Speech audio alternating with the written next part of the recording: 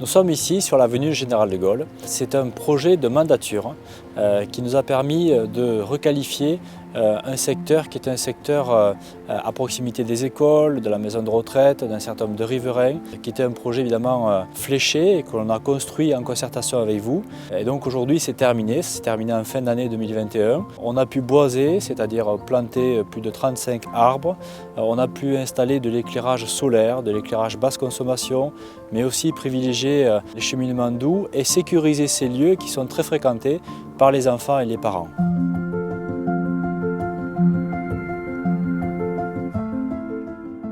Bonjour Stéphane. Bonjour Olivier. Comment ça va? Très bien. Bon écoute, on va pas faire semblant, on va se tutoyer.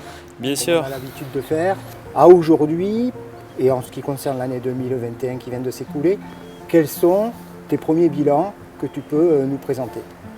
Je te vois souvent aller dans les commerces et tu es un fidèle du commerce proximité et la municipalité a pour objectif justement de soutenir le commerce de proximité. Et donc on a la chance effectivement d'avoir un dynamisme, un renouvellement et notamment la boulangerie qui a été reprise, qui s'appelle maintenant Instant Gourmand. On a la chance aussi d'avoir le primeur qui s'est ouvert. Des gros travaux aussi sur le centre Leclerc, avec aujourd'hui 190 salariés et 7 millions d'investissements. Bricocash qui a ouvert en 2021, 20 salariés qui ont été embauchés. Voilà, on est dans une dynamique et le rôle de la municipalité, c'est d'accompagner cette dynamique, créer les conditions pour qu'effectivement on puisse travailler, bien vivre, accéder à des services, mais aussi voilà, le commerce qui fait la vie de tous les jours, le plaisir de se balader, de se retrouver. Même si l'année 2021 c'est une année encore particulière, je crois qu'on fait tous des efforts pour pouvoir profiter aussi de nos commerces qui sont de grands professionnels et qu'on a aidé pendant la crise justement pour ceux qui sont locataires des bâtiments municipaux en réduisant aussi les loyers.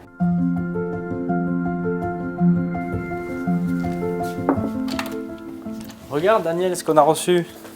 Montre-moi. Les cartes de vœux des pitchounettes. Ah, voilà, comme chaque année. Belle initiative. Puis une année, pour le coup, qui est un peu particulière. Oui, parce que, oui. voilà, tu as décidé de prendre ta retraite et après 38 années passées au sein de la collectivité. C'est ça. Quel parcours, oui. Quel beau parcours. Beau parcours. Déjà, le service peut être satisfait de toutes les initiatives que les services prennent de la commune. Moi, je suis très satisfaite de partir en sachant que voilà, il y a une bonne structuration des services qu'on a mis en place d'ailleurs avec vous, Monsieur le maire.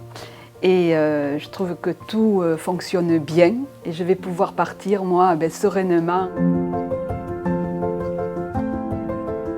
Castelculier, pour moi, ça restera ma commune de cœur parce que je l'ai vraiment connue, j'étais toute jeune et je sais qu'il y a maintenant en place des services avec Laurie Pellissier, une jeune personne qui va me remplacer et j'en suis vraiment très contente puisque ça fait 6 ans qu'elle est à mes côtés, qu'on travaille ensemble et voilà, donc je suis aussi heureuse de partir et de savoir que ça va continuer à Castelculier.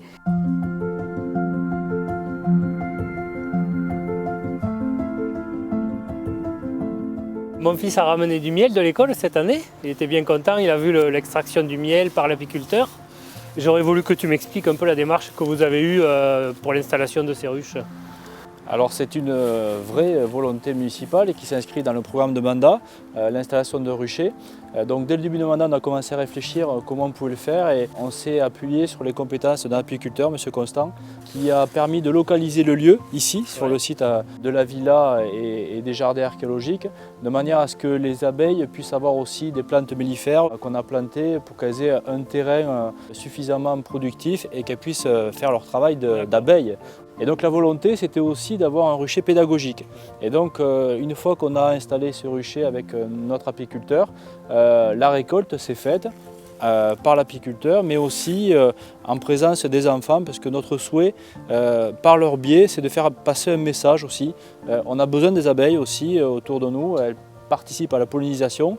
En plus de fabriquer du miel, on a fabriqué 100 kg, mais ça permet 100 kg de miel cette année, d'ailleurs qui a été distribué à tous les enfants pour qu'ils puissent en ramener à la maison, mais aussi qu'on puisse collectivement aussi être sensibilisés aussi à la biodiversité, et les abeilles font partie de la biodiversité. Mais pour nous, la biodiversité, effectivement, c'est clé parce que pas d'agriculture biologique sans biodiversité.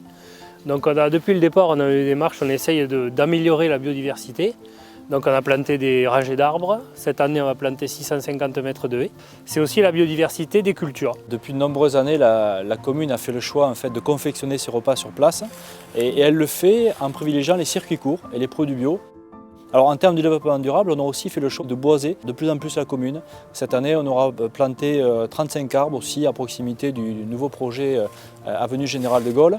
On a d'ailleurs, et c'est une récompense qui est à mettre à l'honneur des services municipaux, reçu la première fleur au niveau régional. Ça veut dire qu'il y a une vraie réflexion aussi sur comment j'aménage les espaces extérieurs, comment je végétalise, comment je le fais aussi en ayant à l'esprit aussi cette dimension aussi, quelles variétés d'arbres, quelles variétés de plantes peuvent s'intégrer. On a mis en place, dans le cadre des chantiers citoyens aussi, un sentier sensoriel qui permet à la fois de redécouvrir un petit peu les 5 sens, mais aussi de côtoyer les anciens, les jeunes, essayer d'avoir des espaces aussi où on retrouve des liens intergénérationnels qui sont pour nous assez importants. Et bien sûr, pour les parents qui ont leurs enfants aux écoles, cette année, on a réussi à mettre en place la cantine à 1 € de manière à ce que les repas soient privilégiés à la cantine. C'est vrai que c'est un succès puisque l'immense majorité des enfants qui fréquentent l'école restent aussi en fait déjeuner à la cantine. Nous sommes ici sur le site de la Villa, site emblématique de la commune de Cassé-Culier, et le conseil municipal a souhaité lui donner une nouvelle orientation, notamment en y accueillant des séminaires, mais aussi faire en sorte que chacune et chacun d'entre vous puisse en bénéficier dans un cadre aussi de soirée un peu plus personnalisé. Donc cet investissement qui s'est traduit par des travaux au cours de l'année 2021 est maintenant terminé. La salle est disponible et ça nous permet de dynamiser ce site. Ça raccroche aussi à une démarche de soutien aussi qu'on peut avoir auprès des associations de notre commune, puisqu'on a connu une année où effectivement un certain nombre de leurs manifestations n'ont pas pu se tenir. Et donc en soutien de ces associations, on essaye aussi de redynamiser, de recréer aussi du lien dans cette période qui est un petit peu difficile. Afin aussi de favoriser ce lien social, avec les membres du CCAS, juste un peu avant les fêtes de Noël, on a souhaité renouveler l'opération d'un colis qui est amené en fait à nos aînés de plus de 85 ans. Colis dans lequel, colis gourmand bien sûr, on a souhaité ajouter un pot de miel, puisque cette année on a pu avoir une récolte de 100 kg de miel sur les ruchers, et ça leur a permis de découvrir aussi cette production très locale, et on est très heureux puisque ça permet aussi d'entretenir aussi les relations qu'on peut avoir avec nos aînés, savoir s'ils vont bien, s'ils ont des attentions particulières qu'on peut leur prodiguer, et c'est aussi notre rôle.